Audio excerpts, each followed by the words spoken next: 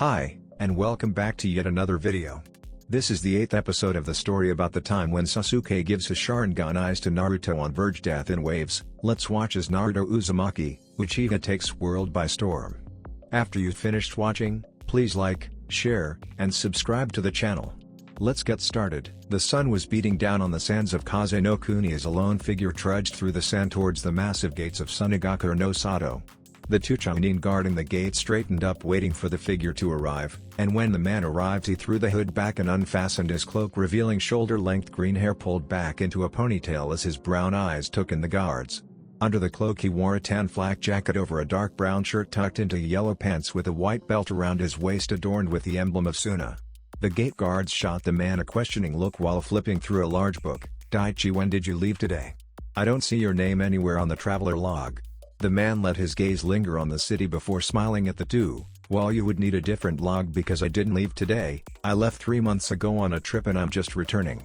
The guards' faces were in shock as the one on the right grabbed the Jounin's arm. "I don't know what's going on, but we should go see the Kazekage immediately." The confused man allowed the Chunin to lead him towards the Kazekage tower and ascended the staircase before the duo was waved in by his secretary. After entering the office, the pair kneeled in front of the veiled man while he finished some paperwork. After the Kazekage put the sheet on top of his outbox, he lifted his head before staring curiously at the two. "Daichi, you have the week off. What are you doing here?" The green-haired man lifted his head to look at the cage. "That is very generous of you, Kazekage-sama, considering I just got back from a 3-month trip to attend my sister's wedding and train. I really don't think I need any more time off." Their leader's green eyes widened. "What do you mean, Daichi? I saw you 4 days ago at the promotion ceremony and you refereed the third portion of the Chunin exams." Daichi's gave the man a hard stare. "That's impossible, sir. You approved my vacation yourself and I definitely wasn't here for the exams. After visiting with my family for a month, I went to the Wind Temple to study raw wind manipulation under my uncle, the head monk."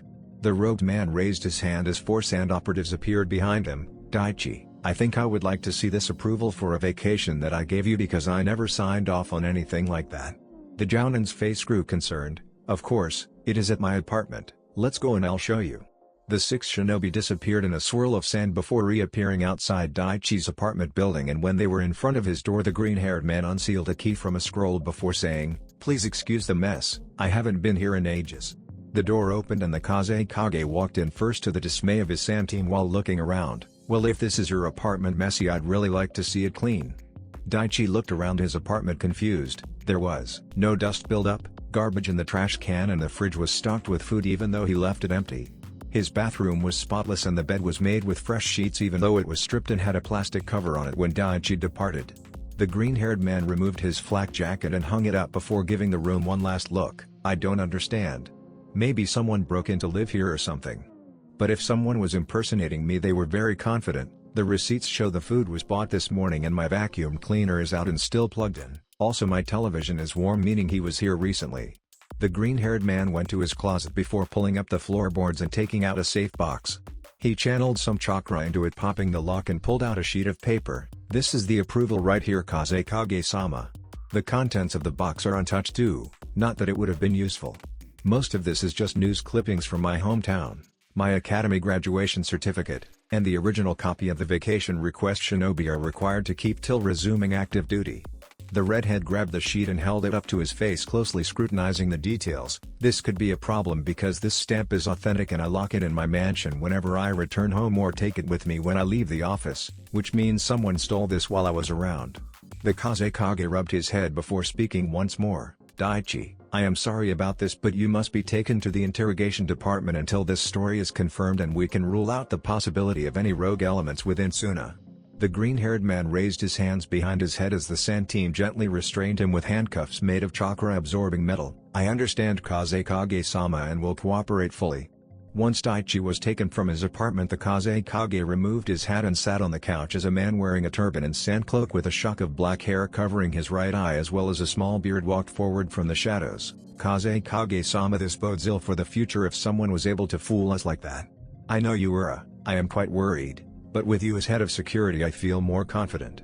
I want you to keep the city on lockdown until we verify that whoever it was that was here no longer while a team combs the desert. After that, start observing those we have marked as possible threats to security internally." I can't help but wondering what they were after. "Why, Daichi? The man stroked his beard before saying, "I do not know why they chose Daichi, perhaps they knew he was requesting a vacation and just needed someone with Jounin clearance. They probably had no idea that you wanted him to be a proctor, and when you asked them to referee the Chunin exams there was no choice but to fulfill the duty or alert us early. There have been no reports of an intruder or forced entry in any of the archives, and the fake Daichi never entered them either." The man rubbed his chin under the veil covering his face. "That is a possibility, but it doesn't mean we never had an intruder in there. They were able to escape my notice, so sneaking in somewhere undetected shouldn't be an issue for someone on that level. All I know is that their intentions are not good for Suna." Somewhere in the mountains where skeletons of giant creatures rested was a man in a hidden cave wearing an orange mask with a swirl concentrated around his right eye, which was shrouded by shadow. He had short black hair and wore a black cloak that covered his body with red clouds imprinted on it. The silhouette stood in front of a massive stone statue looking up at the strange creation. The statue sat in a meditative position on a giant lotus flower with its ankles shackled holding them in place. Its wrists were also shackled, forcing its palms up with the fingers and thumb all pointed upward. It appeared to be wearing some sort of robe with large protrusions that came up and covered the sides of his head, and there were large spikes coming out from its back. There was one eye open with 8 closed. The one in the middle of its head that was closed with 4 eyes on either side, forming squares with one eye open on the right side. As the figure was looking up at the statue, what appeared to be a giant Venus flytrap rose from the ground before a head was suddenly seen inside of the massive jaws, and what was even stranger was the left side of the creature was white and the right one black. On the black side the eye was solid yellow, but on the white it had a golden iris and white sclera with a beady pupil. The strange creature kept rising until its entire torso was visible, revealing it was wearing the same robe as the masked man. Suddenly the lips on the white side of the face opened as he spoke in a lilting high-pitched voice. "The infiltration of Son of Gakura was successful, Toby, and they are probably just figuring it out now. Ha, the amateurs were fooled so easily. I must thank Sasori for getting his spy to secure the stamp and placing a recommendation for me to proctor the exam." The now named Toby turned and raised his head, revealing a 3 Tomoe Sharingan in his eye socket. "Excellent, Zetsu, and what was your judgment of the Jinchuriki?" This time the lips on the black side moved before a more gruff voice spoke. "Well, the Kyubi and Shukaku could be easily captured now if the circumstances were right, but the Nine Tails summoned toads and used the Rasengan during the exams, which means Jiraiya is probably teaching him, and the One Tail was able to fully manifest and also showed incredible control over sand. It even shaped the stadium that was used for the 3rd stage of the exam. In 3 years it may be problematic to subdue the beasts to extract the Baijuo." The man nodded, but before he could speak the plant creature continued, "And the 8 Tails was there as well. The Hachibi radiated incredible power. It doesn't matter if we try to take him now or later because it will be near impossible. I think that Pain may have to be the one to capture him." After a brief silence to ensure the spy was finished reporting, the masked man spoke in a serious tone. "That isn't possible now, Zetsu. Nagato is still consolidating his power and we don't have enough members, and our funds are still relatively low because that fool was using them to fund his civil war. We still cannot afford to draw the attention of the Great Five more than we already have. Right now our army is still growing and would be unable to match the might of a major village." The man glanced back at the statue before continuing. "Besides, we have to seal the Kyubi last, otherwise the Geto Mazo will explode. The Kyubi is the most powerful Baijuo. It is so strong that we need the other 8 chakras to balance out its power, so there is no point in capturing the Jinchuriki and having to imprison it for 3 years. I want you to track down the other 5 containers and try to uncover their strengths, weaknesses, and abilities." The monstrous man started to melt into the ground, but before his head disappeared he said, "Of course, Toby, I shall report when I discover anything important." After the creature was no longer visible, the masked man dropped his Akatsuki cloak before donning a plain black one with a high collar. "I think it's about time to go refresh Agura." Suddenly the air around his visible eyes started to swirl and continued to grow until the winds surrounded his entire body before the man was sucked into the hole in his mask. The Hokage led the procession through the gate, feeling both relief and apprehension. The man was uncomfortable when he left the village without his guidance, but a break from paperwork is always appreciated. After everybody was checked and the venerable old man turned to the people before beginning, "I bet everyone is excited to return home, especially those that fought in the finals, but I would like to say a few words before we disperse. First of all, congratulations to all those that participated regardless of results. The Chunin exams are highly competitive and being nominated to go to a 4-1 means you are among the elite Genin of the village. However, after taking it I'm sure you recognize that many other villages have talented Shinobi as well. Now the Genin teams that had members in the finals are given the week off, And our two newest Chunin will have to undergo an orientation period, but you shall get the details in 2 days, so go say hello to your friends and family." After the crowd dispersed, the Hokage approached his most trustworthy student. "Jiraiya, I would like you to accompany me to my office." The man stopped looking in the direction of the hot springs while grumbling before he mumbled, "Fine, Sarutobi-sensei." The two got many looks of awe as they walked through Konoha, and they made sure to return all the greetings and smile to the citizens. They breezed past the secretary and Sarutobi gave her a short greeting before telling the woman she could leave for the day. The two living legends entered his office and the Sun Daime returned to his seat behind the desk, taking on the mantle of leadership once more. "Jiraiya, how foolish could you be? Why would you teach Naruto a technique so closely linked to his father before he entered a tournament that receives international attention? And to top that off, you taught a Jinanane rank maneuver. I didn't know you could still be so irresponsible." Jiraiya frowned at his sensei's rebuke. "At least I didn't run away from my home to wallow in my own grief or pursue a selfish ambition." The man crossed his arms, staring hard at the Hokage. "Well, sensei, I didn't really know that Kuma was in the exams and the Kazekage already discovered Naruto was my apprentice. I find it hard to believe a spy master wouldn't know that a village that hasn't participated in a Chunin exam since the Hyuga incident would suddenly send Jinan out of the blue. I'm just giving the kid his birthright." The San Daime gave his student a hard stare. "I would have been fine with Naruto learning the Rasengan after the exams, and I couldn't really complain about allowing him to sign the Dode contract already because as your student it would be expected, but teaching him a technique original to his father to use in an international tournament is awfully close to subverting my orders regarding his heritage.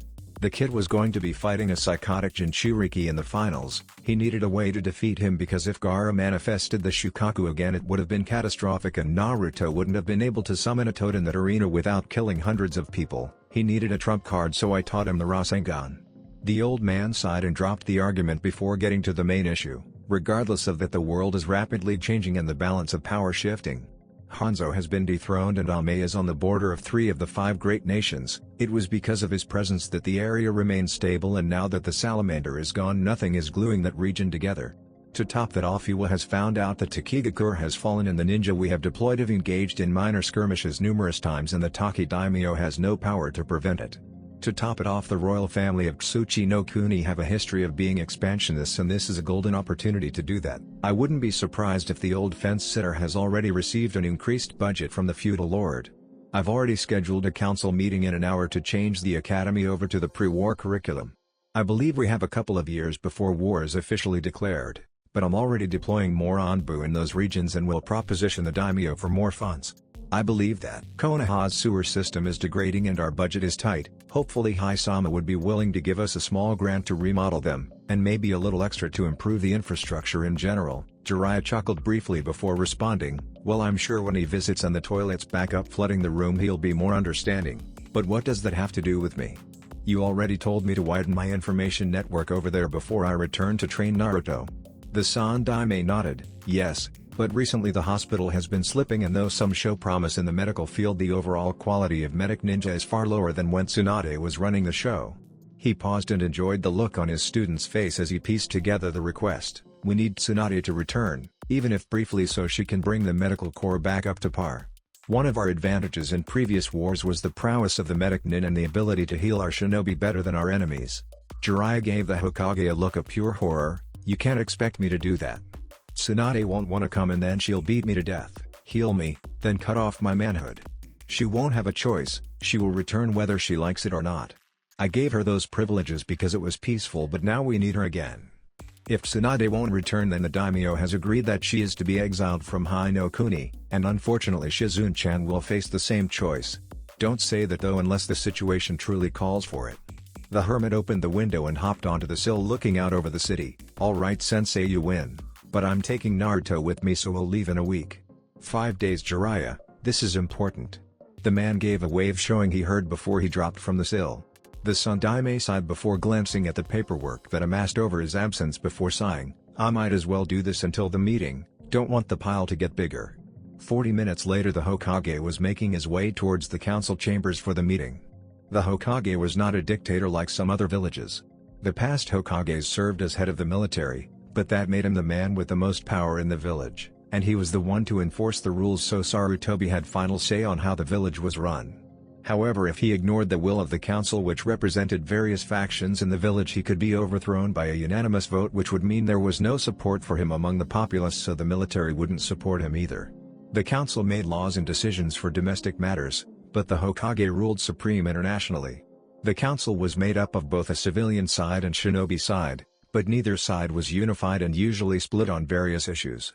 The civilian composed of important guild members, several members of the zoning commission, the treasurer of Konoha, the minister of trade, and several officials elected by the populace to represent various areas in the village. The shinobi side was headed by Sarutobi's old teammates, who also oversaw the council on minor issues day to day and issued a report to the Hokage, though there was one of the most trusted onbu present at all times performing the duty of a hidden stenographer, so nothing was hidden from the man. The ninja side consisted of the clan heads, the head jounin who represented the average ninja, the heads of the various departments like the information division or medicorps, and several prominent retired ninja like Danzo. The numbers were fairly even, though the shinobi had a small advantage, although most of the retired shinobi were from civilian families, so minor issues were settled by a full vote of the council, but when a major problem occurred, the Hokage presided over the meeting and each side had one vote, and if a tie occurred, then the Hokage would cast the tie-breaking vote. Sarutobi particularly hated these meetings because both sides would argue internally until the majorities took control and voted on which way they would go before the official votes were cast. Before the Hokage could enter the chamber, he walked past the head of the medical corps, who was looking rather stressed. "Yakushi-san, is anything bothering you?" The man shook his head. "No, Hokage-sama, well, it's just my son's team was recently discovered slaughtered with signs of an ambush, but his body was never recovered." Sarutobi put a hand on his shoulder. "I am sorry for your loss. If you want, you could send an assistant to represent you and go home." "That's all right, Hokage-sama, I need the distraction." The two entered the door and took their seats. The Sandaime made his way to the back of the room before sitting on the stage behind his podium next to his teammates, who were on his left next to the shinobi section, and the head of the civilian section, who sat on his right next to the civilian half. Standing, the Hokage turned on his microphone before beginning. "I have called this meeting to requisition something of the council. It won't affect us financially, but I think that Konoha needs to instate pre-war policy. I see war on the horizon and would like the village to be prepared." The room broke out into mutterings before a light on the Hokage's podium lit up. He turned towards the civilian side. "You may speak." A reedy man with brown eyes wearing an expensive-looking scarlet kimono stood. "Hokage-sama, why do you make this claim, and what does pre-war policy entail?" The man sat before Sarutobi spoke once more. "The balance of power is rapidly changing, and that makes shinobi uncomfortable. Each of the previous wars was preceded by sudden shifts in the political landscape, and such events are happening now. Pre-war policy is not martial law or anything close to that. Neither my powers nor yours will increase or decrease. Also, I will requisition the daimyo for a grant that will go to the military, so the budget won't be affected and day-to-day life will not be any different than yesterday or today. The main changes would be an increase in propaganda to increase recruiting, such as posters, public shinobi spars, and other such events. The biggest differences actually happen at the academy, which both the Hokage and council have jurisdiction over. In peacetime we can decrease the academy standards and give our elite jounin blank slates, which allows for rapid improvement in the jounin. But in war we cannot spare powerful shinobi, so the graduation standards must be raised." The Hokage paused and looked over the room to see he had everybody's close attention. "In the first 2 years share many subjects with civilian schools, but now many of those will be cancelled. History shall change from cultural to take on a more military theme, highlighting strategies and knowledge of foreign ninja techniques, clans, and general information. Science is cancelled except for anatomy and some biology, and math shall focus more on geometry. We shall also increase the physical regimen, daijutsu training, weapon training, the bunshin no jutsu, and include survival techniques. The standard shall be higher, and those that make it past their second year will spend most of their time on practical skills and knowledge. Class will only meet 2 days a week and the rest will be performed outside.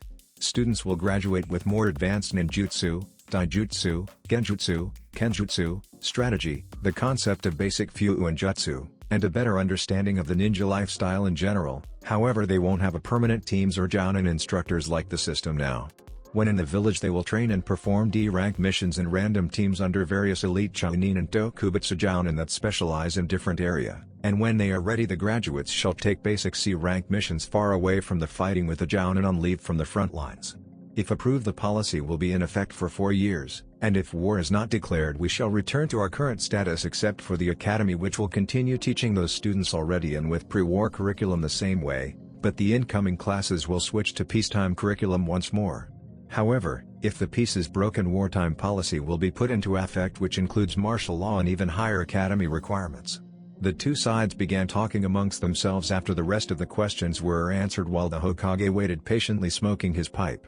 The Tsunade was pleased to see that there was little infighting in either section, and the two groups came to a decision in less than an hour as the head civilian stood behind his podium. We vote yes conditionally, but we must see a written proposal highlighting everything that it entails and how it will affect the budget and economic growth.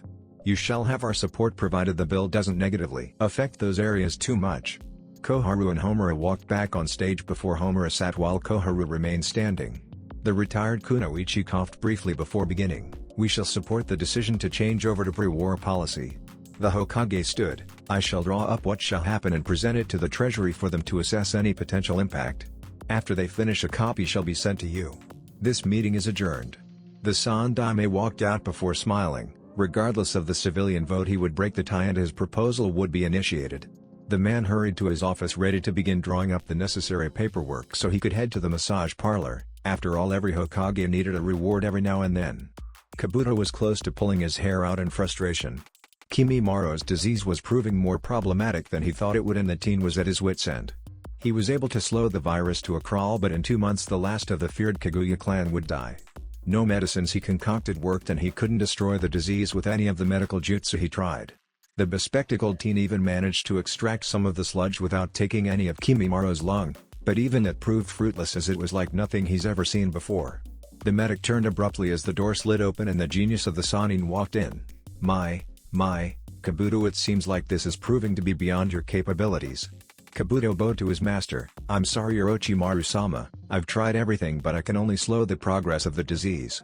Do not worry, Kabuto, it's not a surprise you couldn't heal it. In fact, I'm impressed that you even managed to affect the virus, even when Kimimaro bit Karen, his illness was unaffected. It's quite fortunate for our young friend there that I know someone with medical skills that far surpass yours, Kabuto. The teen looked interested hearing that. Who do you speak of, Orochimaru-sama? I'm quite confident in my abilities. Why, my old teammate, of course. I'll need you to convince her though, Kabuto. If our information is to be believed, Tsunade is in southern Hinokuni near base Theta. Kabuto's eyes widened at the Snake Summoner's proclamation. Orochimaru-sama, I may be strong, but even I couldn't make a member of the Sannin do something they didn't want to. Perhaps you should accompany me. Humph, I'm disappointed, Kabuto. You're not thinking outside of the box, and here I thought blackmail was a specialty of yours. Also, unlike me, Tsunade has let her skills degrade since she left Konoha, and also possesses a debilitating weakness. Besides, the first ultrasound is coming up and I can't miss that. I'm excited to see the offspring of Sasuke-kun and the key to my ascension. The silver-haired boy smiled as light glinted off his glasses. Of course, Orochimaru-sama, I shall leave immediately. Kabuto caught a scroll that his master pulled from his robes. Take that and swipe some of your blood over it before you perform the hand signs listed to use that after Tsunade heals Kimimaro or it becomes apparent that she cannot succeed. Take Tuya-chan with you, her skills should prove useful. Oh, you can also use the cannon fodder at the base in any way you see fit. It might have been a blessing that I didn't invade Konoha, there are so many pawns to play with now. Orochimaru left after delivering his orders as Kabuto grabbed his supply kit before hurrying to carry out his orders. It's been 4 days since Naruto returned to Konoha and it was finally time for his appointment with the old man. For the first 2 days the blonde cleaned, rested, and restocked his apartment, but after that it was more hectic. Naruto and Shino had to go through a 2-day orientation introducing them to the responsibilities and privileges that came with being a Chunin. The first day was dedicated to learning their new duties, but the second showed them their privileges. They had to give their guides a vial of blood that would be placed into a cabinet that only the Hokage could access after the probation period. After 3 months they could enter the Shinobi archives by pricking their thumb on the pad next to the door, then punch in their Shinobi identification number. It would take the sample and verify that it corresponded to the DNA sample stored under their name, and once the process was completed the areas they could access were opened. Now the orientation was finished and the blonde was stopping down Main Street towards the Hokage Tower. He entered the tower before walking up the stairs and blew past the secretary, ignoring her complaints. The new Chunin looked at the door before he shoved it open to see the Sandaime was in a meeting with Kakashi, Ren, and Jiraiya. The old man turned his head to see the intruder before smiling. "Well Naruto, you're 10 minutes early, but now we don't have to summon you. I believe we need to have a talk." "Damn straight we do, old man. I'm tired of being left in the dark. I want the whole story about my family, and if I find out you were holding anything back, I swear you'll never leave this office again because of all the paperwork I'll cause." The old man gave a weary sigh before indicating Naruto should sit before turning to Rin and Kakashi. "You two know most of the story and I trust you to keep the rest a secret. Needless to say, anything heard here will never be repeated without my permission." After receiving two nods, the Hokage made eye contact with Naruto and suppressed a flinch at the fury smoldering in his blue eye. "Alright Naruto, I'll tell you, but like I said to Rin and Kakashi, nobody can know of this. Also I don't want any interruptions. I'll answer any question you have at the end. Let me begin with the easy part, though it might come as a surprise to you. Naruto, you're the third Jinchuriki of the Kyuubi." Naruto's jaw dropped at that. "The first was your great-great-aunt Uzumaki Mito, who was the wife of the Shodaime Hokage, and the second was your mother Uzumaki Kushina." The identity of the Jinchuriki was only known by high-ranking officials, but something went wrong during your birth. Female Jinchuriki seals weakened during childbirth, and somehow the Kyuubi was able to escape its seal and managed to wreak havoc on the village before the Yondaime teleported it outside the walls and sealed it into you. The Hokage paused for a moment and tried to collect his thoughts before finishing the story. Naruto had managed to stay calm so far, but it could not be easy to keep hearing earth-shattering information like this. "I brought any available ninja I could find towards the area where the beast was last seen, but all we found were the bodies of the fourth, your mother, and you were in her arms crying with the seal visible on your stomach. I tried to control the flow of information, but it was too late and all I could do was make my law. The only thing I take solace in is that you weren't abused physically. Now this part might make you angry, but I want you to stay in the office until we talk about it, okay?" After receiving a nod, the old man continued, "Naruto, the Yondaime couldn't ask a villager what he was unable to do himself. What I'm trying to say is that Namikaze Minato wouldn't ask any other family for a child when he had one of his own. The Yondaime, the man you've always admired and wanted to surpass, is your father Naruto. Besides, it is believed that only an Uzumaki can contain the Kyuubi because of their dense chakra, and though you probably wouldn't have been the third Jinchuriki, it's likely that one of your children would have been." Naruto was gripping the armrests so hard they were splintering. "What? How could a father do that to his own son? He had to know how I'd be treated." Jiraiya walked forward and placed his hand on Naruto's shoulder. He knew Kiddo, but he also knew that you were the only one he could trust to contain and subdue the Kyuubi. He gave you the responsibility for a reason, so don't let your old man down. The Sandaime nodded. "Jiraiya is right, Naruto-kun. It was the Yondaime's last wish that you were treated as a hero, but the villagers chose not to respect that." Tears started to drop from Naruto's eyes as sobs started to rack his body. The Sandaime rushed over and the boy engulfed him in a teary hug as the Hokage gently stroked his blonde locks. "It's okay, Naruto-kun. I wish that everything went differently, but we can't let the past rule us like that. I know that your parents are proud of the man you are becoming, and I am too. Kakashi and Rin were students of your father, so they would be able to tell you more about him than I would, and you already know Jiraiya was Minato's master, so you'll have plenty of time to hear stories when you're on the mission with him." Naruto wiped his eye before giving the sage a weird look. Seeing his godson's face, Jiraiya said, "We're leaving on a mission tomorrow. I was going to tell you after the meeting, but Sarutobi-sensei beat me to it. Pack for a month, though hopefully it takes less time than that, and meet me at the gates at 8 o'clock sharp tomorrow." Naruto gave the man a mock salute before leaving the office through the window and running towards his house over the rooftops, leaving a trail of tears as he went. Sakura and Tenten were picking up the weapons scattered over the training ground after their spar, making light conversation. Sakura picked up her last senbon and popped out the empty poison capsule before placing the needle in its case. She did a quick stretch and looked over to see Tenten beginning the process of sealing her weapons. The older brunette completed the task with practiced efficiency before wiping her brow and placing the scrolls back in their pouches. She stood before addressing Sakura. "Wow, that was a good spar, Sakura. I might have to step up my training if I want to stay ahead of you." The younger girl stuck out her tongue at the brunette. "Yeah, well, you've been doing this longer and we only use throwing weapons, which you obviously have the advantage in. Don't forget who went to the finals and won a match, Tenten Kohai. If you ever need any advice, it is my duty as your senpai to help you, so don't be afraid to ask." "Yeah, well, you only had to fight the weakest member of the Kumo team and I had to fight the closet genius. That kid was sleeping standing up while we were waiting for the matches. I was expecting him to forfeit, but he beat me after I used my best technique. Maybe I should start to branch out. After all, I can only get so much better at throwing weapons." The two began to walk back at a leisurely pace, enjoying the warm spring weather before Tenten spoke up. "So Sakura, what's it like having a Chunin on your team? I bet you guys will go on higher ranked missions now." Sakura frowned. "I wouldn't know, I haven't seen Naruto since we got back." Tenten pretended to inspect her fingernail while casually saying, "Well, it's only natural, he's probably already riding that blonde girl from Suna." Poor Sakura-chan got her man stolen by a foreign seductress. Tenten took satisfaction when she was the vein over Sakura's left eye twitching. "Oh well, what can you do? She's older than us and more developed, and boys always go for the busty type." Sakura wallowed in despair, looking at her still budding breasts as the air darkened around her. "Why would I care about that? Naruto is just my friend and teammate." Tenten gave the girl a knowing smile. "Well, this is my street, see you later, Sakura-chan, and tell Naruto that if he wants a hometown girl, I'm interested." The weapons mistress skipped away after getting payback as she skillfully avoided the rocks Sakura was throwing at her back. The pink cat growled when Tenten made it inside her house and started stomping towards her home, leaving cracks in the street as the crowd parted for her. "Stupid Tenten, stupid Naruto. What do I care if he wants to date a dirty slut? I don't even know what he sees in her, she probably has sand in all the wrong places."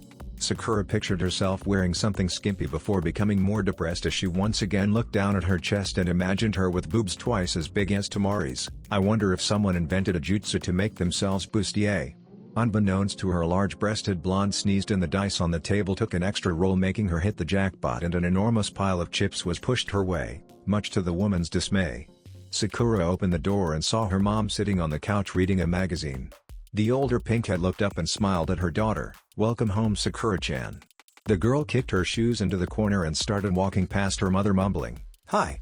Honey, I know your boyfriend left you for another woman, but don't take it too hard." Sakura gripped her hair and came dangerously close to pulling two large handfuls of hair out by the roots. "Naruto is not my boyfriend." "Who said anything about Naruto?" Atomo's daughter stormed up the stairs and slammed her door, shaking their cozy home. "My, what a temper." Sakura threw herself onto the bed and looked over to her phone to see that she had a missed call. When she checked the caller ID, the girl saw Ino's phone number and dialed her frenemy's number. After several rings, the phone clicked and Ino's voice came through the speaker. "Hello, hey Ino, it's Sakura. I just saw that you called, so I'm calling back." The blonde sighed. "Does nobody check their messages anymore? I want to have a get-together with all our classmates and Tenten's team, but I don't have her number, so you'll have to call her." "No problem." "Good, and make sure that your two teammates come forehead. I don't have their numbers either." "No problem, pig. I'll give you Sai's and Tenten's numbers, but Naruto doesn't have a phone, so I'll go over there." After writing down the numbers, Ino's voice gained a teasing tone. "That's a good idea. While you're at it, maybe you can make a move and steal him from that Suna girl. She's awfully far away and you're just so tantalizingly close." Sakura hung up the phone, cutting off the blonde's laughing while growling into teen's dismay. The familiar voice in her head spoke up. "Cha, let's go over to Naruto's and shove our tongue down his throat until he passes out." "I can't do that, it's too embarrassing." "Why not? You know you want to, so let's do it." Sakura started blushing before shaking her head rapidly. "No, he'll think I'm so sort of flizzy." "Well, I'm not going to let some blonde bitch beat me out. If you won't, I will." "Wait, what?" Sakura went limp in her bed for a second before opening her eyes, revealing her eyes were a darker shade of green and her lips were poutier. The real Sakura woke up and looked around, seeing her room, but couldn't make her body respond. Suddenly she got up against her will and started walking out of her room and out the door, and she suddenly heard her voice. "I'm going out for a bit, Mom. I'll be home for dinner." "Okay, sweetie, have a good time." Sakura felt like she was watching a movie as her body moved through Konoha towards Naruto's apartment. The kunoichi watched as her body opened the main door before ascending the staircase to the blonde's apartment. Her body stopped in front of Naruto's door before taking out the spare key he gave her in case she ever needed to reach him so she could open the door without breaking it off the hinges. She stepped and heard her voice calling out, "Naruto, are you here?" There was no response, and her shoes were removed from her feet and placed by the door before it closed behind her. After a quick look around the apartment, it was apparent that Naruto wasn't here and might not be for a while. There were no dishes in the sink or dishwasher, no empty ramen containers in the garbage, his fridge had no perishables in it, and his bed was made, which he never does. The door suddenly opened and her body turned and spoke. "Who's there?" The silver mop of her sensei's hair became visible quickly, followed by his smiling eye and mask as the man entered the apartment revealing his key. "Oh, I didn't know you were watching Naruto's plants too, Sakura. So he is away then." Sakura felt her body falling onto the couch with the eyes closed, but when they opened, the real Sakura found she could control her body. Kakashi put away his book before filling the watering can he removed from the closet and started watering the plants on various windowsills while talking to his student. "So if you aren't taking care of the plants, then what are you doing here?" The girl sat on the couch amused while watching her sensei doing domestic work. "Well, Ino wanted to have a get-together and I was here to invite Naruto." "Oh well, I figured that since you had a key that you came here to get an itch scratched in a place you can't reach." Sakura blushed and gave the man's back a scandalous look. "Sensei. I'm just teasing, Sakura-chan.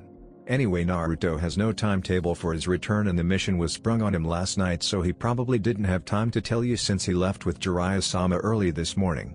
The man finished the last plant before putting the can back. "I came here to discuss some things with Naruto last night, so he just asked me to take care of his apartment. Well, I have some reading penciled into my schedule, so I'll take my leave. See you at training on Monday, Sakura-chan." The man disappeared in a puff of smoke after placing the watering can by the sink while Sakura looked forlornly at a picture of Team 7 on the coffee table that was taken the day after they officially became a team and picked it up.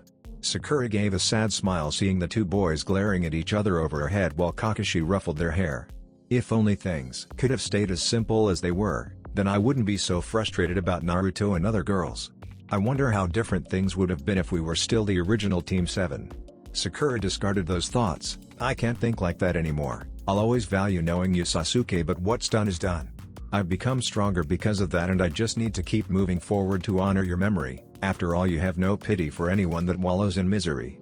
I wonder if you're proud of my improvements, Sasuke. I hope that you look in on us from time to time and tell your family stories about us." She placed the picture down before smiling at Naruto's first Shinobi registration picture that the Hokage made him retake. He was wearing his orange jumpsuit and had his visible skin painted white with reed swirls on his right hand and palm that he held close to the camera, and there was a strange red pattern on his face. "Naruto, I'm sorry I didn't notice you earlier. If it weren't for your encouragement I wouldn't be who I am today, even when I ignored you and shunned your advances with my fist. Well, no more. When you get back you better be ready because you're my Uzumaki, Naruto, and nobody else can have you, especially fucking blonde Kunoichi. Dadaboyo." In a small gambling town near the border of Cha and Hinokuni, a woman with two blonde pigtails that went down the back of her green jacket with the kanji for gamble inside a red circle. Under the jacket she wore a cream-colored kimono that barely managed to restrain her massive bust and had a strange diamond on her forehead framed by blonde bangs. The woman was sitting at a roulette table as the people looked on in awe at the massive stack of chips in front of her, but stayed behind a woman with shoulder-length black hair and onyx eyes holding a pig. She was wearing a black kimono held closed by a white obi with a small section of fishnet covering her cleavage as she watched the woman with eyes wider than the crowd. The blonde won her 15th choice in a row before shoving the entire stack onto 00 without saying a word. The crowd gasped while the man working the table smirked and switched out the ball with one that was slightly larger than the 00 slot but small enough to fit in every other number off the hidden shelf filled with various items used to cheat people out of their money. He spun the wheel and dropped the ball, cackling evilly inside his head while the wheel spun. The laughter petered out when the ball managed to fit into the slot and saw that the wall of the section was slanted outward, and his face paled as his jaw dropped. "Winner. You've broken the bank." The woman stood up after a sack of money larger than her was deposited in front of the busty woman by two burly men whose fathers may have been gorillas. The one on the right touched the microphone in his ear before showing the bulge of a knife in his coat. "The boss says that if you want we could hold this money for you while you get some way to transport it." The woman stood up unbothered and picked up the sack as the two men stood with their mouths agape. "There's no need, Shizune, we're leaving." The black-haired woman holding the pig rushed behind her, the blonde, as the crowd gaped after witnessing the 5'3" woman lift a massive sack of money and walk away with no visible effort. "Yes, Tsunade-sama, this should be enough money to pay off several debts you've accumulated." The woman continued, not breaking her stride as she walked towards the exit flanked by security. "We're leaving in the morning and go to the next town over. I have a bad feeling." The two exited, but unbeknownst to them a man covered by a bulky jacket finished his drink watching them exit. He slammed his glass on the counter and left a stack of bills as they exited before he smoothly moved through the stunned crowd before exiting the casino and disappearing in a blur. The early spring weather of Hinokuni was beautiful as always. Naruto hadn't seen much of the world outside the walls of Konoha and looked on in wonder as he traveled southeast through the countryside with Jiraiya. All the remnants of winter were gone and the trees were starting to bud, indicating the foliage was returning as the cycle of rebirth continued. Naruto relaxed and took the time to enjoy the peace that was getting increasingly rare in his life and to get away from the village after learning the truth of his heritage. The road the two shinobi walked was undoubtedly beautiful, but one could only look at trees for so long without getting bored. "Uro-sen, what are we even doing?" Jiraiya stopped walking and looked down at the blonde before scanning the surrounding area. The man sighed before he started off the path they were traveling and led the teen to a small clearing before sitting on the soft grass. "Well, shrimp, we're going on a mission to find and return with a woman named Tsunade at the request of the old man." The blonde nodded sagely. "Oh, that makes sense. Who's Tsunade?" Jiraiya face faulted and stood while scratching his head. "Tsunade is one of my old teammates who left Konoha a while ago to travel and well, I guess you could say she's doing things." "Great, so we're just looking for some girl so you can peep."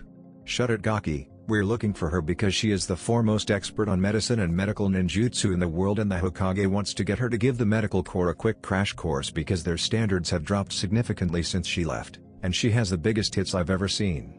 Growing used to Jiraiya's antics, Naruto ignored the faraway look into the pervert's eye and the trail of drool that dripped between the man's legs. "So how do we know that we're going the right way?" "A lowly little chunin like you wouldn't understand, but I'm a living legend and operate one of the largest spy rings on the continent. I always keep an ear to the ground so I can keep track of my teammates, and I've heard that Tsunade is traveling near the Chanokuni border." "Okay, so why couldn't you tell me about this on the trail?" The blonde banged his fist onto his open palm. "I've got it. We're being trailed by super strong shinobi and we needed to give them the slip before you could reveal the mission." The hermit massaged his temples. "Kid, if we were being trailed, how would moving 20 feet off the path stop them from following us? Maybe you shouldn't be wearing that vest. I brought us here because we need to have a talk and this is a great place to relax. You haven't said anything about the talk we had with the Hokage about your father, and I don't want you bottling anything up, so I figured we could break for lunch and I'll answer any questions you have."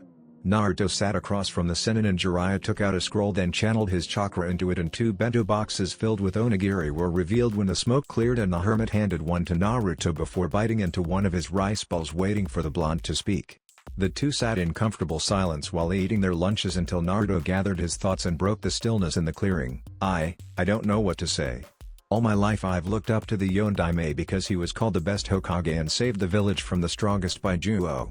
But then I found out that he didn't really kill the Kyuubi but sealed it into me, and that's why the whole village looked at me with cold eyes and ignored my existence. Honestly, I started to hate him for the first couple months I was a Jinnan, right after I found out I was a Jinchuriki. I was thinking about getting strong enough to survive before taking anything I could and running away from Konoha to find somewhere I could be happy and live normally, but then Sakura-chan, Sasuke, and Kakashi-sensei acknowledged me, and I realized that other people cared about me too, and the list is only getting longer. A wide smile broke across the blonde's whiskered cheeks as he continued, "After 13 years I wasn't alone anymore, and I was actually truly happy for the first time I could remember, not pretending like I used to. I pushed all that out of my mind and renewed my promise to be the greatest Hokage, except this time it was to protect my precious people, not to get the respect of the village. Then I learned about my mother and I was so happy. All my life I thought that my parents abandoned me after I was born because they hated me like the rest of the village and left me to rot, even though the old man said they were dead but loved me. I was so glad when I learned that my mom loved me and she didn't leave me that I couldn't have cared less who my father was. Now I learned it was my father's fault that the village made me an outcast even though he didn't want to, and to top it off I'm practically royalty. My father is Konoha's greatest hero and my great-aunt or whatever married into the Senju clan which helped found the village. I just don't know what to do anymore." The Sennin was still hungry and looked at his godson's box jealously, lamenting that his was empty, so he was overjoyed when he looked at his box, realizing he had one last rice ball, and greedily shoved it into his mouth before answering, "Well, that's life, kid. It's always throwing curveballs at you and turning the world upside down. I've been where you were before, not for the same reasons obviously, but you're not the only one who feels like that, trust me. What makes you the man you are is how you react to situations like that. Are you going to let this consume you or rise above it and become stronger?" "I don't know, Jiraiya-sensei. I mean, it doesn't really change anything. I'm still the same person, it's just now I know my history, but it's just that. The past is the past and nothing is going to change it. It's not like I can travel in time or anything, that's just stupid. I'll just keep training and getting stronger until I become Hokage because there's not much else I could do and nothing is going to bring my parents back. All I have to look forward to is the future." The man laughed. "Good answer, kid, and you called me sensei. Does this mean you finally respect the greatness of Jiraiya-sama? Dream on, Uro-sennin, you're still a pathetic old man that peaks. But why are you helping me like this? I know that you trained my dad, but that doesn't mean you have to train me." Jiraiya stood and gave the blonde a wide smile. "Well, your parents named you after a character in a book that I wrote, so that made me your godfather." Naruto gave the man a look of horror. "What? You mean to tell me that my parents named me after a character from one of your pervy books? Haha, yep kid. They understood the greatness of my writing, so why can't you? The man's smile dropped suddenly as he looked at the blonde. I'm sorry Naruto, I should have done more for you as a child, but don't worry about it Uro-sennin. I understand that there were reasons that you couldn't be there. Rin already told me all about it. I may not like it, but I understand, so I'll get over it eventually. Naruto gave the man back the box as he stood up, and Jiraiya took out another scroll, and when he opened it several smaller scrolls popped out. That's good kid, so as a reward I'll give you a scroll with some beginner Uzumaki jutsu, and we'll also study some more advanced Fuuin jutsu when we rest during the nights until I can show you some of your father's techniques. Naruto took the offered scroll and gave the man a wide smile. It only got larger when the man doubled over, grabbing his stomach as its gurgling echoed around the clearing. Naruto couldn't hold it in and began laughing when Jiraiya ran behind a tree and released his bowels, and the left side of his face shimmered, revealing his 3 Tomoe Sharingan before he covered it once more. What do you know, Uro-sennin, I'm getting over it already. Curse you Gaki. I'll get you for this if it's the last thing I do. In the back room of a tavern sat a girl with red hair covered by a black cap with bandages wrapped around her forehead. She wore a gray tunic with black spandex shorts and wore a thick rope tied to look like a pretzel around her waist. She took a sip from a wooden cup as her dark brown eyes took in the other shinobi seated at the table. Kabuto sat next to her, and 4 shinobi from the nearby sound base sat across from them uncomfortably close to one another, while the 2 across from them had plenty of room to sit comfortably on their side, and the girl flaunted it by doing an exaggerated stretch. The 4 wore matching uniforms and all had black masks with a metal plate bearing a musical note that covered everything except for their glaring eyes, and wore a gray tunic with a camouflage color that covered their necks and matching camouflage pants. The operator of this tavern worked for the Snake Summoner and passed information to one of Orochimaru's agents saying that Tsunade was in town and appeared to be laying low for some reason. The 6 Satonin spent the last week observing the legendary Kunoichi from a distance, and Kabuto finally decided on a strategy to coerce the prodigious healer into curing Kimimara's disease. Orochimaru's right-hand man stood up after draining his glass and relayed his plan to the gathered shinobi. Alright, listen up because I hate repeating myself. Between 9 and 10 every night Tsunade gives her beloved assistant the slip and goes to a random hole in the wall bar somewhere in the red light district before drinking herself into oblivion. This is our best opportunity, so we shall strike then. Tuya-chan shall wait in an ally near the entrance that Shizune uses to get into the red light district and place her in a genjutsu. After she is in the illusion, I will inject her with a sedative to knock her out. Tuya-chan and I shall then return to the base while you deliver this letter to Tsunade along with a lock of Shizune's hair that I will give you after the abduction. You will then leave a trail for her to follow. Make sure you do not open the letter or I will make your deaths painfully slow, for my enjoyment of course. The 4 nodded nervously before Kabuto tossed the letter to the one on the left and he placed it into his tunic. Good, we shall wait in this tavern until 8:30 before we get into our ambush positions. Perform your tasks well and Orochimaru-sama will reward you generously, but failure shall not be tolerated. The group sat patiently in the back room until the appointed hour before moving out. Tuya took to the rooftops before sliding down the wall into an alleyway, glad to be separated from Kabuto, even if it was only for a short time. That fucker gives me the creeps. He leers at me, but not like one of those dumbasses that think with their dicks before I cut them off, and the way he says my name is scarier than Orochimaru-sama. Whatever it is he gives me the creeps, it's probably because he doesn't want me to steal his precious time with Orochimaru-sama. Probably loves getting dicked in the asshole by his treasured master. The redhead took her position hiding in the shadows of an alleyway and started waiting while she nervously toyed with her flute. Eventually the sensor in the group gave her the signal that her mark was coming and Tuya raised the flute to her lips and began waiting. When she saw the dark-haired woman they've been observing, the redhead channeled her chakra into the flute, began playing a hypnotic melody that allowed her to control the target's actions. She would have smirked when it took effect and the woman adjusted her course towards Kabuto's alley if it wouldn't have affected her playing and set the supposedly Kunoichi free and allow her to warn her master, one of the Sannin.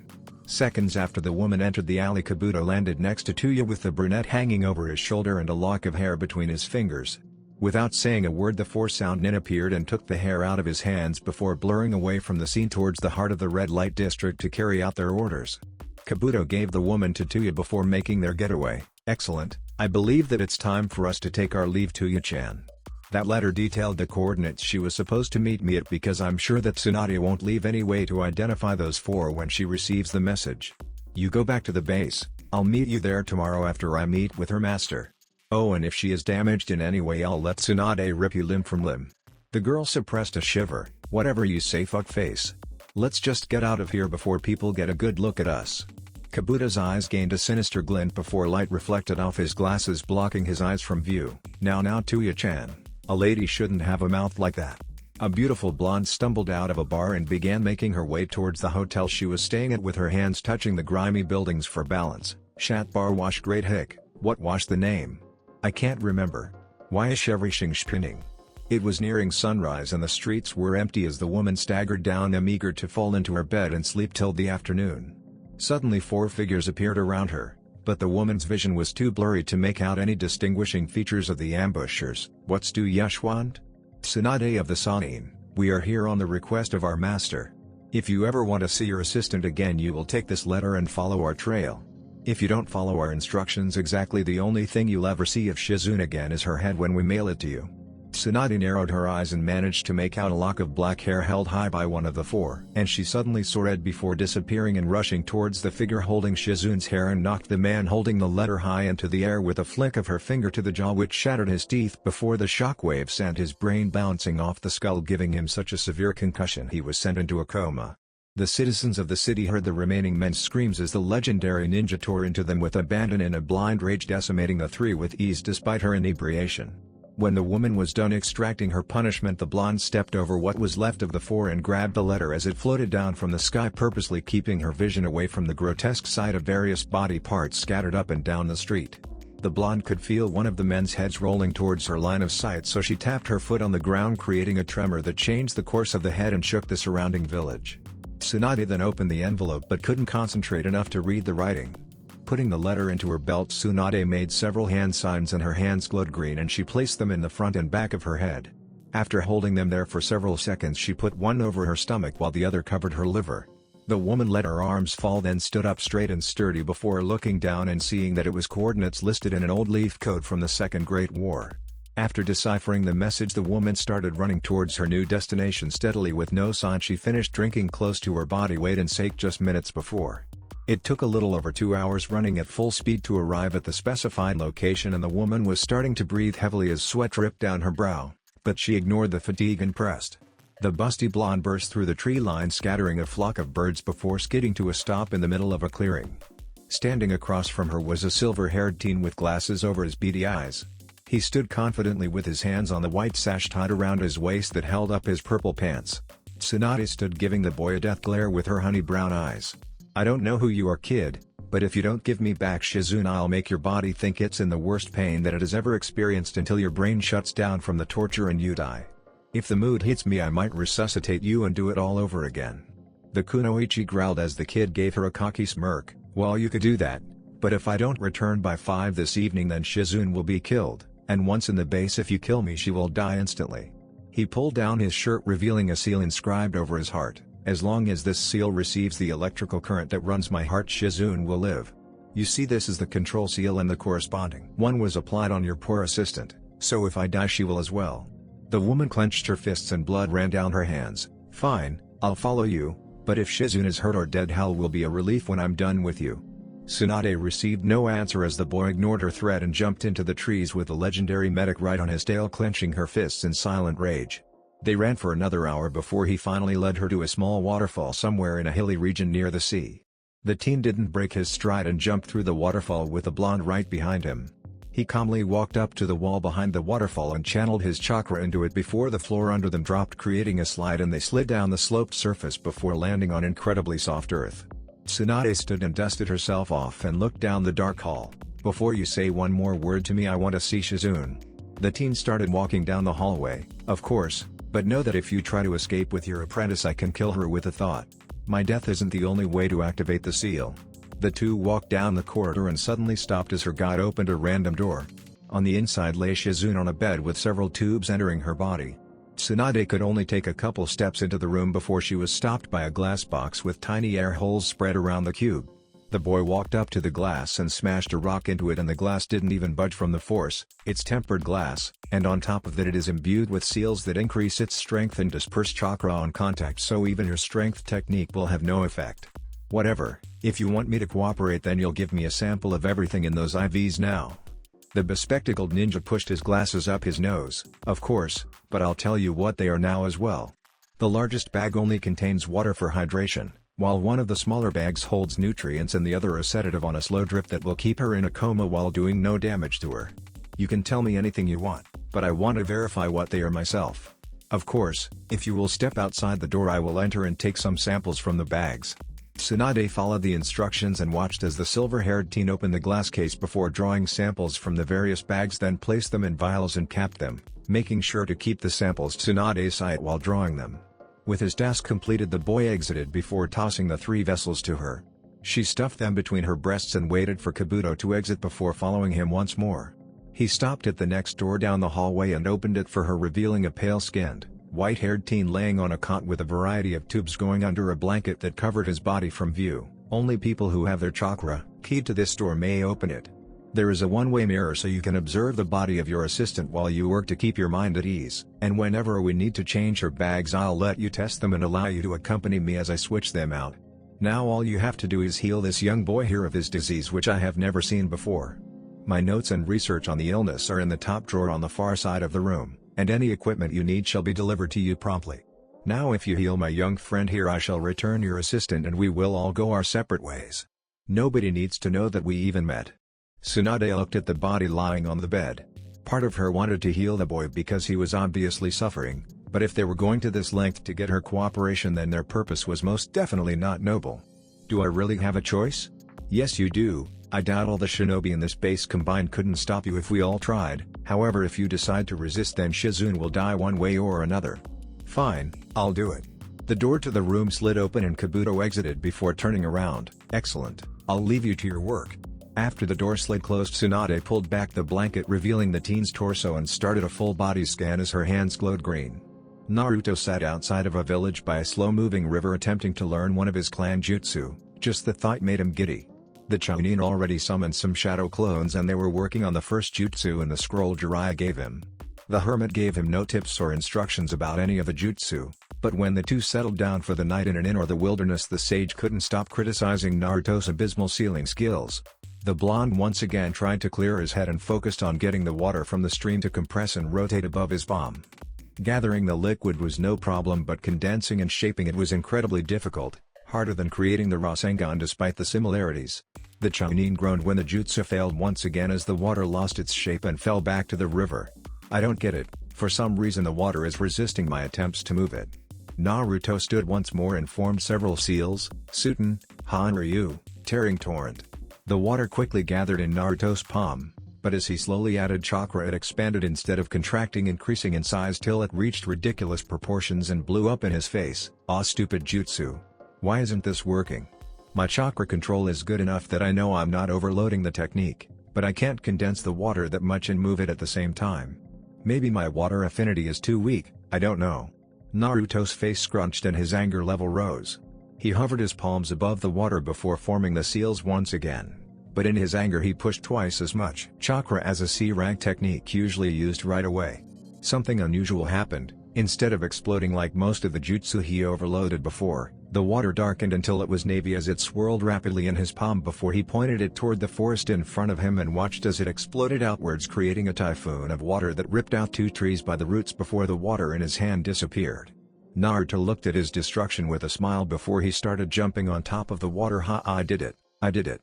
Naruto stopped his celebration and quickly turned around when he heard clapping, and the boy dropped his guard when he saw it was just one of his perverted teachers. Not bad kid, but a ninja should always be aware of their surroundings. The blonde huffed, whatever you old perv, I'd say that wasn't bad for getting no help from your lazy ass, and I had clones around the perimeter that would have alerted me if I was in danger. Naruto opened his eye to see Jiraiya's finger wagging. Not bad isn't good enough kid. Anyway, pack up, we got a lead to follow. One of my informants said he saw her in this town and she completely cleaned out a casino before moving on to the next town. Naruto slung his pack over his shoulder. Wow, your teammate must be pretty lucky if she was able to win that much money. The hermit laughed as the two took to the trees. Not really kid, she's called the legendary sucker, and not for good reasons. I don't get it, what could be good about the name legendary sucker? I'll tell you later, Gaki. The two traveled for half the day before arriving at the next town, and like the previous ones Naruto found a river and created clones to work on the other jutsu while he toyed with the Hanryu. Jiraiya left his apprentice in the clearing and walked into town before heading towards the red light district. The man strolled through the dingy section of town trying to ignore the scantily clad day hookers walking the streets with sagging boobs, stretch marks, and scars from C-sections. The man was about to enter a bar when he noticed remnants of dried blood caked on the side of the building. Jiraiya took note and entered the establishment hoping for any sort of clue on what caused it. Once Jiraiya's eyes adapted to the dim lighting, he looked around and saw that the establishment was empty except for him, not surprising considering that it was 4 in the afternoon. On a Wednesday, the hermit sat at the bar and pulled a bottle of sake off the shelf using a chakra string and started drinking after he popped the cork off. Soon enough an irate bartender emerged from a door behind the bar. "What do you think you're doing, boy?" Jiraiya held his hands in a placating manner. "Easy there, fellow, I intend to pay my bills before I leave." The man picked up a perfectly clean glass before wiping it with a dirty rag. "Good, that bottle comes to 30 ryo. Jiraiya placed a 100 ryo note on the bar. "You can keep the change if you tell me what left blood stains on your building." The man shivered before placing the glass back on the shelf. "Well, no one rightly knows. One night some people around the area heard the screams of a banshee before the village shook like an earthquake, though our neighbors felt nothing. In the morning some citizens discovered body and blood parts strewn all over the streets, and we've been discovering more pieces and blood for the past week." "So, it was a week ago?" Jiraiya stood up and began walking out of the bar while drinking from the bottle. "Wait, sir, I'd like to offer you the finest drink in the house for your generosity." The shinobi looked back to see the bartender pulling the glass he was just wiping off the shelf. I'm kinda in a hurry."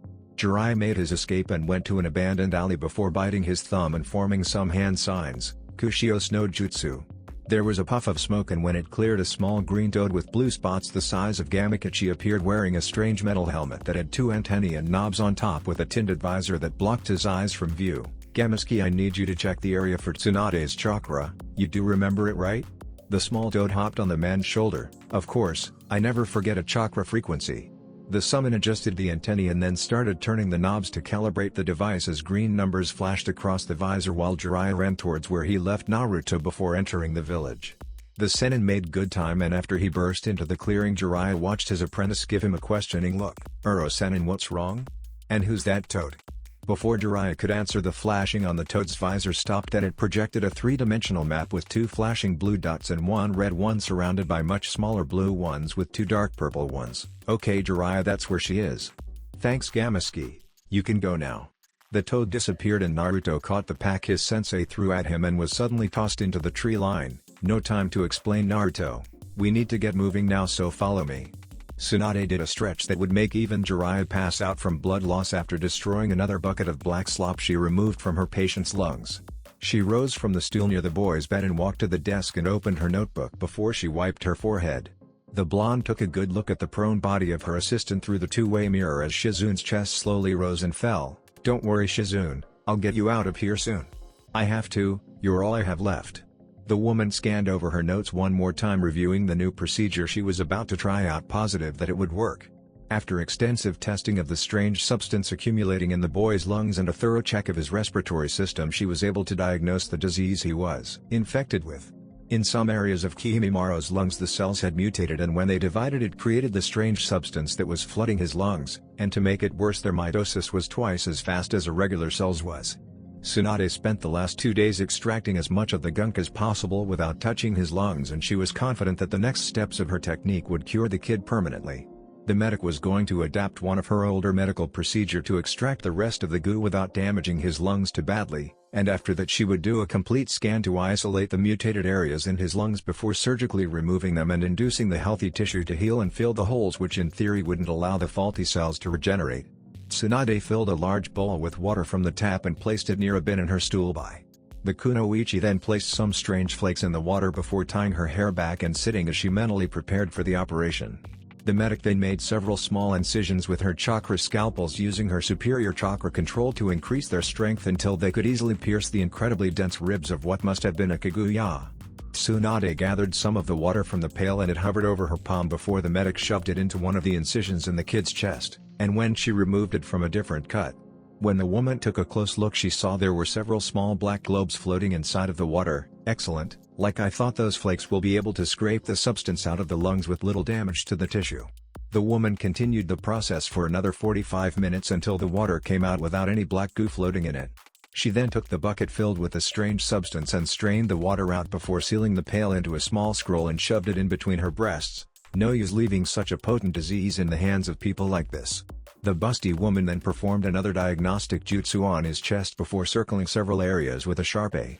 Her hands then began to glow blue before it concentrated around the tip of her index finger, and she traced the marker on his skin with the glowing fingertip, which sliced the infected areas from his lungs without doing any other damage to his body. After she removed all the circled areas, Tsunade used her chakra and forced the teen to cough them up before counting them to make sure they were all removed. The woman then used her chakra to oxygenate his blood and keep it from flowing into his lungs while doing another scan, making sure that all the infected areas were removed before beginning the next step. After confirming he was clean, the blonde continued to oxygenate Kimimara's blood and stopped her scan before she used the Shosen no Jutsu and started to induce the healthy cells in his lungs to split and heal the holes she created. Tsunade spent another half an hour healing the holes she created in his lungs before the process was complete and the boy was officially cured. After finishing the procedure, Tsunade reached into her shirt and pulled out a soldier pill she smuggled in and hit the button to call the silver-haired bastard after she ate the pill and felt the revitalizing rush of energy flooding her chakra network. The boy quickly arrived after she hit the button and turned his back to the living legend, confident that Tsunade wouldn't make a move because of the seal on his heart that linked him to Shizune. After a comprehensive scan, he turned with an amazed look on his face. "Truly incredible, Tsunade-sama. Your reputation as a prodigy among prodigies in the field of medicine is well earned." The woman finished putting her hair back into pigtails and flung them over her shoulder before answering, "Well, what did you expect? Now give me Shizune and I'll be on my way." He led Tsunade out of the room and next door before he opened the glass container by injecting his chakra into the glass in a specific pattern, and the busty blonde burst past him before carefully removing the tubes from her apprentice and started hovering glowing hands over her the brunette's body. As Tsunade performed a scan on the woman, Kabuto spoke up, "As you can see, we kept our bargain and returned Shizune to you. When you are 50 miles away from the base, the seal should disappear from your apprentice's skin. Now if everything is satisfactory, we can go our separate ways." Tsunade placed the girl down. "Well, there is one thing." The medic of the Sannin blurred into motion, slamming her palm over Kabuto's heart. "Fu and Jutsu, Kai." The two watched as the seal began to crack before it suddenly turned back into regular ink and began sliding down his skin. Once Tsunade confirmed the seal on Shizune was gone as well, a fist smashed into Kabuto, sending him through several walls of the base before he landed in the clearing outside. He began healing himself and wiped the blood from his lips as Tuya landed next to him, ready to face down an irate Tsunade. Soon after he stood, the raging Kunoichi burst through the hole with Shizune slung over her shoulder. "Jiraiya was a seal's master and I'm no slouch myself. It was easy enough to figure out a way to cancel the seal after seeing both of them. You've got to love photographic memory." The boy smirked and stood without any visible damage, surprising Tsunade before close to 20 ninja landed between the two medics. The blonde slammed her fist into the ground, completely destroying it, and watched as the shinobi fell into the cracks and were crushed by the collapsing rocks as the gaps closed. Her intended target, the silver-haired boy, jumped out of range and watched amused before the two shinobi he ordered to stay behind if confrontation happened appeared in front of him when he gave the signal. "I can see you didn't trust us to keep our word, but it wasn't without good reason, I suppose, because we didn't really intend to let you go." The teen unrolled a scroll and wiped his blood over the two large seals and threw the scroll at the feet of the two sound shinobi, began screaming as a puff of smoke engulfed them as he formed seals. "Kushios, Edo Tensei." When the smoke cleared, two coffins rose up from the ground, and when the lid popped off, Tsunade's jaw dropped and her eyes watered. Her body went limp and she collapsed to her knees while she took in the two figures as they stepped out of the coffin. Nawaki. Dan. That's it for this video. I hope you all enjoyed the video. Don't forget to like the video, subscribe to the channel, and follow me on my other social media accounts. Anime God here, and I'm signing off.